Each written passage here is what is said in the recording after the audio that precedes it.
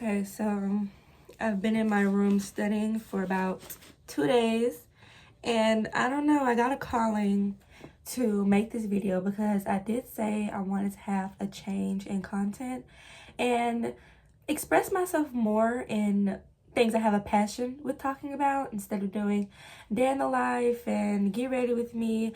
I felt like I was trying to gear that content more towards trying to gain the views and the followers instead of doing something I was actually passionate about and wanted to talk about with a purpose. I was in a business meeting the other day with a group of very important people, and we were just having open conversation, and they wanted us to close. So one of my partners, they whispered in my ear, and she said, we're gonna have so and so, the VP, talk for us. And I was like, okay. And it just kind of startled me because I'm like, are you a child? You can speak for yourself.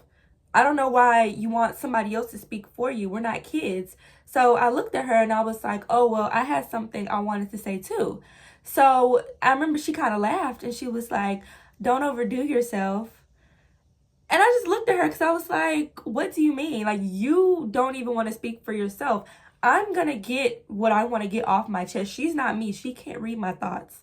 So I told her, I was like, I looked at her. I just kind of looked at her for a second. And I was like, okay, well, let me go first and she can say whatever she has to say. And let me get my piece out the way. So I said my piece and I started speaking. And the way everybody in the room looked at me when I said what I had to say, and they were so appreciative of my thought piece because it just correlated so well with everything we had going on. Afterwards, I had people speaking to me. One of our professors, she came up to me, I'm so happy that you spoke. You're so well spoken, everything. Why would I dim myself down for somebody who can't do the same? Because when we were done, I said my piece, Vice President said her piece. They're just in the middle looking like clowns. Why can't you speak up for yourself? It doesn't make any sense to me. So it just shows me that a lot of people do not have that confidence to speak when it's time to speak. And it really blows my mind because your mouthpiece and the way that you go about talking and talking to people and holding yourself as if you know what you're talking about, even when you don't know what you're talking about, is what makes you different from everybody else in the room.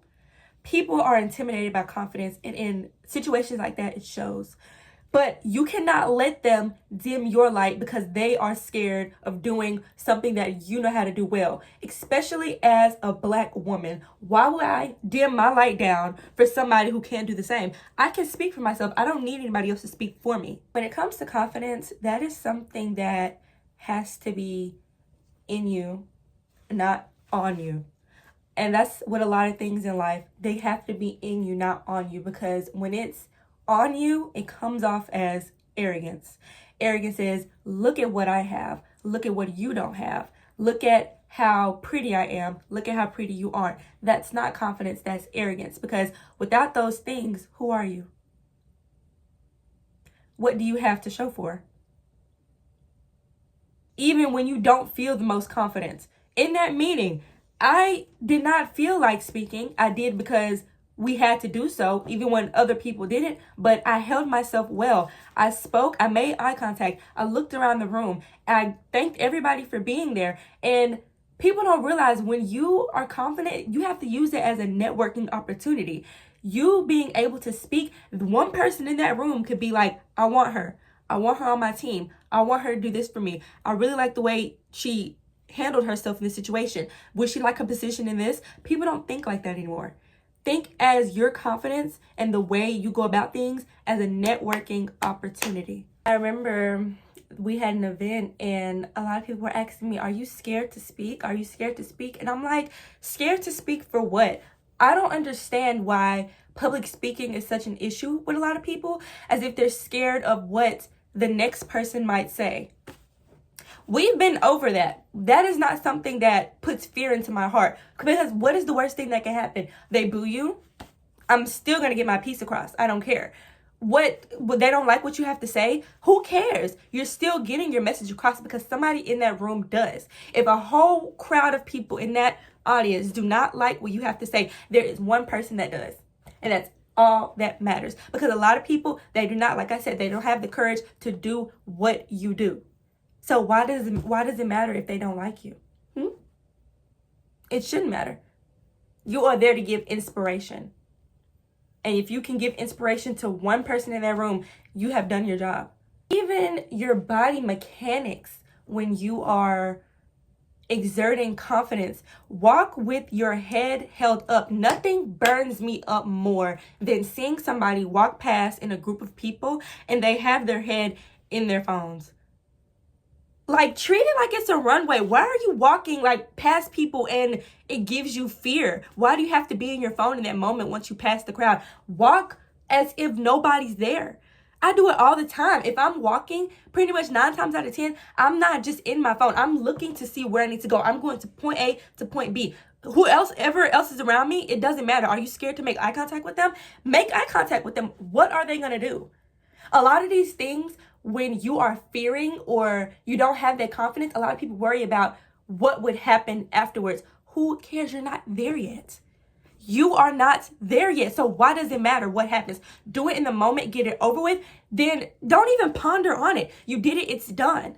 Even with that being said, a lot of people I've noticed, especially in men, they do not understand when they see a woman who is confident, is pretty, is smart. They don't understand the full package. They think that there has to be a but. And 9 times out of 10, there is no but. I will never forget one time I was at an event with some of my friends and I wanted to take pictures, right? And it was a guy that we had known. He was just kind of standing off to the side and I was taking my pictures. You know, I'm feeling myself. I'm feeling great. And he's standing there. He was like, it's like, you know, that, you know, you're confident, like you have a lot of confidence. And I was like, yeah, like I wasn't really paying him no mind. He was like, it's like, you know that you're bad. And I'm like, yeah, I know that I'm bad. I don't need you to validate how I feel about myself.